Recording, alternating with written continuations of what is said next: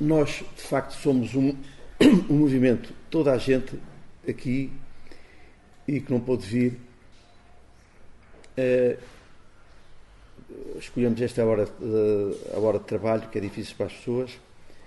Isto é tudo, a maior parte das pessoas relacionadas com vários setores, e daí que tenham tido dificuldade em estar presente. De qualquer maneira, nós andámos a ver como haveríamos de fazer a nossa candidatura, e fizemos-lo de uma forma independente e isenta, e ninguém aqui está afiliado em partido algum.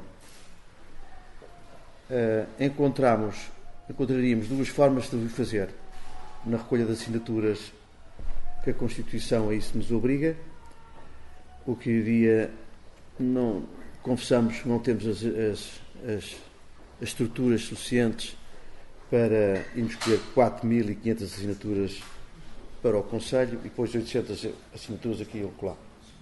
E então fizemos o convite ao Partido da Nova Democracia,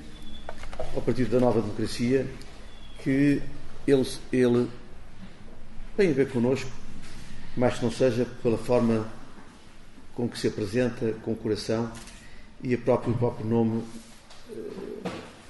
nos leva e nos transporta para aquilo que pretendemos. No fundo, somos um núcleo de cidadãos livres, e não há nada como nós encararmos a democracia de uma forma nova e com um tempo novo, que é aquele que se avizinha, que é aquele que nós desejamos.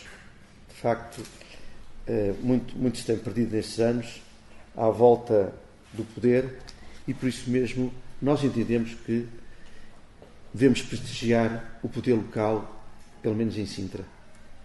O poder cada vez mais se afasta da clássica representação do povo, para o povo e pelo povo.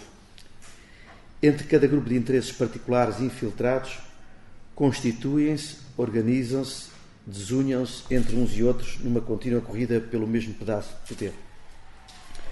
Os atuais partidos desafiam-se e desafiam-nos, com maior ou menor desaforo de ciclo em ciclo, ao desempenho ilusório de soluções sempre ou quase sempre longe de realidades mais próximas de nós, procurando atingir objetivos genericamente fora das realidades comuns, sacralizam os desígnios clientelares que os suportarão e justificarão perante as opiniões públicas, esquecendo e postergando os interesses das pessoas que os elegeram. O poder local tem sido esmagado pelo centralismo de Estado e pelo egoísmo e incompetência de autarcas que, mais do que servir as pessoas que os elegem, servem os seus interesses e os dos militantes dos seus partidos. Esquecem os superiores interesses da cidadania, encolhem-se nos investimentos necessários para dar qualidade de vida aos munícipes e desprezam os usos, tradições e manifestações culturais das povoações e localidades que deveriam defender.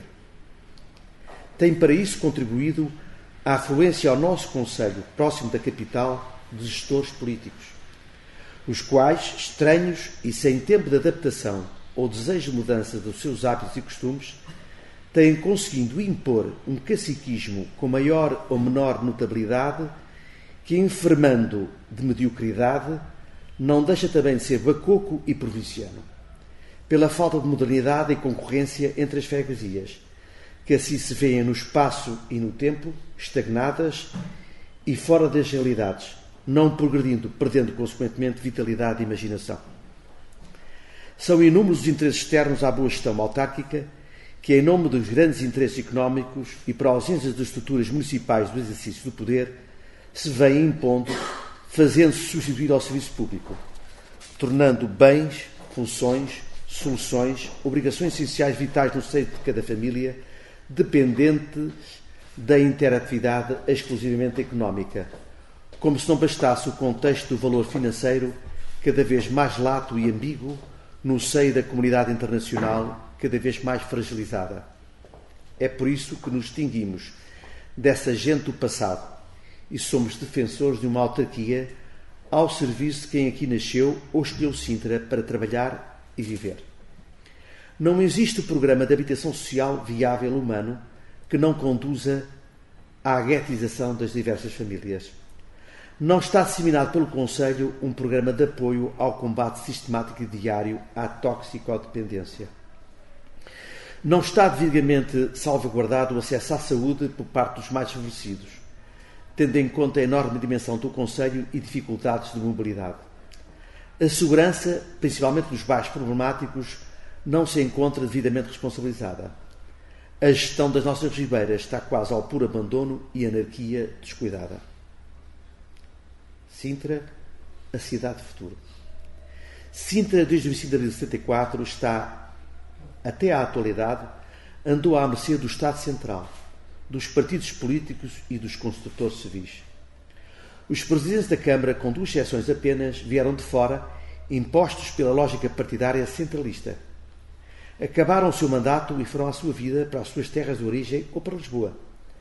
Os construtores civis procuraram corresponder à procura crescente da linha Sintra e foram construindo, desde Queluz até Mem Martins, bairros e mais bairros, incaracterísticos, sem qualidade arquitetónica, sem espaços públicos, sem praças, sem infraestruturas coletivas dignas desse nome, sem salvaguarda da identidade das povoações.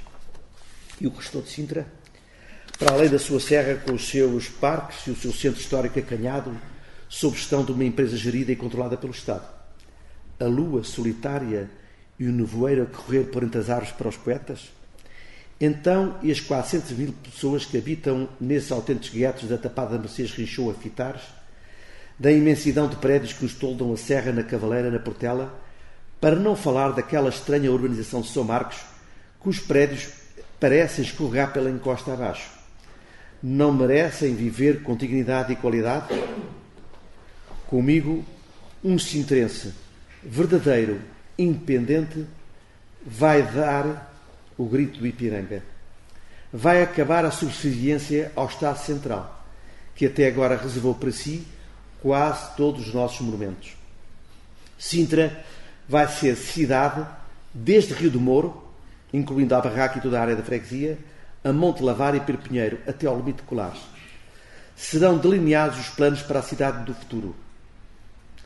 Rasgar-se-ão avenidas e alamedas para ligar e integrar todas as zonas habitacionais e dar dignidade e condições de vida aos nossos bairros ignorados e desterrados.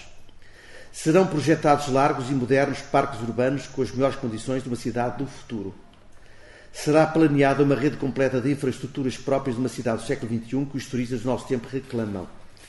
Será dada prioridade à ligação de toda a cidade com a serra e o centro histórico e à construção hoteleira de elevado nível arquitetónico. As praias de Sintra vão sair da degradação em que caíram, elaborando para cada uma um plano de pormenor para serem dotados de todas as condições de acesso a infraestruturas que as tornem de novo em locais de veraneio prestigiado. Comigo, acabará o complexo de Sintra Património Mundial. A classificação justamente obtida não visa submeter os habitantes de Sintra aos dictados da Unesco. Antes, pelo contrário, foi feita para salvaguardar os aspectos ambientais e paisagísticos de Sintra, mas, antes de mais, sob gestão participada de quem cá vive e para benefício dos seus habitantes. Comigo vão acabar os complexos quanto a Lisboa, a capital.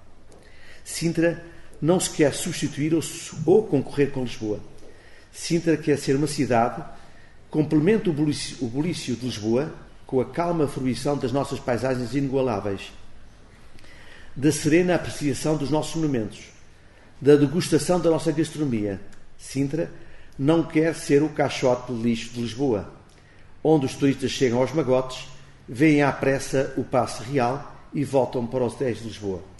Sintra, comigo, vai conhecer a cultura que sai à rua, vai recordar o passado, vai cantar o fado, mas, sobretudo, vai ser a cidade do futuro com a qualidade que os nossos filhos e netos merecem. O poder local em Sintra. O poder local é apenas um conceito vago que muitos políticos embrulham em papel celofane para fazer de conta que quem manda são eles. O poder local, para existir, é necessário exercê-lo, mas exercê-lo em relação ao Estado, em relação aos mais fortes. Se esse poder for exercido Em relação aos mais fracos, a grande maioria não é poder local, é demagogia, é tirania. Para precisar melhor ainda, o poder local só se compreende de acordo com a minha tese da teoria do conhecimento. Se for um travão, um limite aos que sabem que em Sintra rodarão 40 mil indivíduos. É evidente, público e notório, que em Sintra o poder local não existe nem nunca existiu, já que o Estado Central abocanhou há muito quase todo o que de valor há em Sintra. O Estado é o dono do Paço Real, o Palácio da Vila, do Palácio da Pena, do Palácio de Queluz, do Palácio de Monserrate, do Parque Nacional Sintra-Cascais, praticamente a Serra de Sintra, e do Castelo dos Mouros. A Refer, a empresa pública, é a dona da maior área plana do centro de Sintra. O município de Sintra teve que comprar ou ceder terrenos ao Estado para construir o Tribunal de Sintra para alojar a PSP para centros de saúde e escolas. O município de Sintra teve que receber do Estado o Pólis do Cacém, com dívidas de milhões de euros e com os encargos futuros das suas infraestruturas. A Câmara Municipal, em qualquer vila ou cidade do país, é o edifício mais imponente, mais nobre, mais acessível, mais amplo e mais central. Em Sintra, para a Câmara construir o bibelô do espaço do Conselho, teve que, em 1908, deitar abaixo uma igrejinha histórica de São Sebastião, num local apertado, sem dimensão, sem acessos. Faltou o arrojo, faltou visão e, sobretudo, o dinheiro que não soube angariar. Passou o tempo em que os cintrenses, apesar de serem os donos da natureza e da beleza de Deus, que Deus deu à sua terra, foram alvos da chacota dos nobres da velha desaliada. Chegou, pois, o tempo em que Sintra vai dar o grito do Ipiranga, o salto para o futuro. O turismo de Sintra é um fenómeno complexo e abrangente que envolve não só viagens, mas toda uma cadeia de bens e serviços como cultura, gastronomia, compras, negócios, teatro, dança, música, artesanato, eventos, transporte, segurança e entretenimento. Movimenta mais de 50 segmentos da economia e é um dos principais geradores de divisas para um país. É preciso trabalhar o turismo sistematicamente, de maneira sustentável, entendendo-o como uma rede de relações e como um processo contextualizando e organizando o tempo e no espaço em que acontece, incluindo as pessoas e preservando a identidade, os valores e atrativos locais. Somente um conjunto de atrativos não garante o fluxo turístico ou a permanência das pessoas em determinado destino. É necessário a existência de equipamentos e serviços de qualidade e infraestrutura básica que permita a fixação dos turistas num local por um determinado tempo, para suprir as necessidades desta demanda real ou do que se espera. É necessário dispor, além da oferta original, uma oferta agregada diversa, hotéis, restaurantes, entretenimento, transporte, entre outros serviços. Bastará sairmos para os concelhos limites de Mafra, Oeiras e Cascais para nos envergonharmos no tempo em que nos encontramos da exploração do espaço. De facto, é atroz o atraso em que nos encontramos em equipamentos para hoteleiros, seja no domínio da restauração, na oferta lúdica, no camping, no parqueamento ou mesmo nas dormidas. Sintra, do veraneio dos hotéis que enriquecem um centro histórico, adormeceu. Onde está o Hotel Nunes? Foi deitado abaixo para ali construir um moderno, mas de arquitetura paupérrima, Hotel Tivoli, a chocar a sensibilidade do Paço Real ali ao lado. Onde está o Hotel Neto? Onde se hospedou várias vezes o escritor Ferreira de Castro, que aí escreveu parte da sua obra, em ruínas há mais de 40 anos. Ruínas que pegam com o Paço Real. Onde está o Hotel Vita? Onde está o Hotel Costa, antes Palácio dos Contos de Ficalho? É propriedade da Câmara e aí funciona a Galeria de Arte Municipal. Onde está o Hotel Garcia? Onde está o Hotel de Pouca Sorte, depois o Hotel Confiança? A morte destes hotéis é o resultado da vitória da ignorância sobre o humanismo, sobre o personalismo, sobre o interesse dos sintrenses. Os que durante as últimas 6 décadas governaram Sintra não fizeram ideia nenhuma das vantagens competitivas desta cidade nascitura em relação aos concelhos vizinhos. Sintra tem gente magnífica que espera que a sua terra, reconhecida por todos como bela, romântica e rica, não seja tão pobre como é, ainda por cima explorada durante décadas por Lisboa, Oeiras e por Cascais, que lhe rodeiam os flancos, que a paparica com galanteios para melhor se locupletarem à sua custa. Esses concelhos multiplicaram por 10 a sua capacidade hoteleira. Sintra tem uma história rica, povoada de fenícios, de romanos, de mouros e mouros encantadas, de reis, rainhas, princesas, vice-reis, escritores, de empresários estrangeiros, de riquinhos, que divulgarem por todo o mundo o culto de Sintra. Sintra tem um castelo altaneiro que a vigia, tem uma serra frondosa e fresca, com espécimes arbóreos raros, onde pululam centenas de fontinhas e fontanários, e uns vales magníficos, umas praias de areia branca, de rochas a saber, a vulcão, com patadas de dinossauros, umas largas e outras grandes, outras pequenas selvagens inexploradas. Sintra tem um misticismo que herdou dos tempos dos nevoeiros cerrados da Finisterra, que ainda agora assombram o Cabo da Roca. Sintra tem monumentos de uma beleza sem igual, que encantam e surpreendem os visitantes, tão suaves, com pedra talhada por mão de fada, enquadrados na paisagem, cuja vista alimenta as almas sequiosas dos viajantes. Sintra tem tradições centenárias na exploração e tratamento do mármore, como poucas regiões têm. Sintra tem tradições agrícolas aprimoradas que remontam à velha ocupação mourisca. Sintra tem um clima que refresca os verões quentes e ameniza os invernos de frios secos. Bela, fresca, luminosa e prendada como é, Sintra repousa, adormecida debaixo do alqueire deste tempo em que o poder tem sido dos ignorantes. É hora de levantar Sintra. A esperança.